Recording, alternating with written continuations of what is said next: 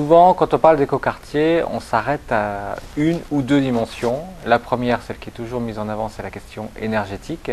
Donc il y a évidemment la question de la performance énergétique des bâtiments qui est à prendre en compte. Mais je pense que si on veut vraiment être un écoquartier, il faut aller beaucoup plus loin que ça. Et il faut vraiment changer les modes de vie. Il y a des modes de vie urbains qui doivent devenir des modes de vie exemplaires par rapport au XXIe siècle. C'est tous les comportements qui doivent être modifiés dans un écoquartier. Il y a un point très important justement pour atteindre ces modes de vie différents, c'est d'impliquer les citoyens le plus en amont possible dans les modes de vie.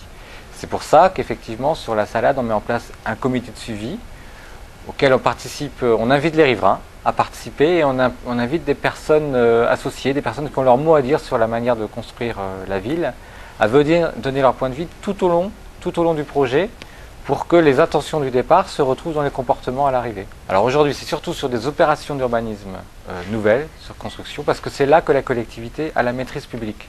C'est là qu'on peut décider le niveau de performance, les aménagements d'espaces publics, les commerces qui vont s'implanter, enfin, en partie en tout cas on peut orienter.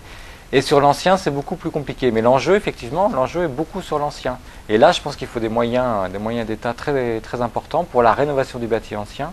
Et là, il y a des gisements d'économie de gaz à effet de serre qui sont prodigieux à faire.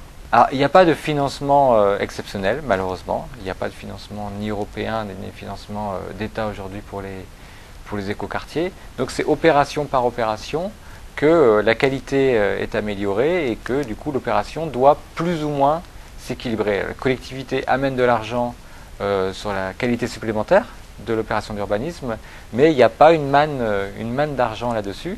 Donc c'est plutôt les orientations, les choix de performance qui font que le projet est bon ou pas.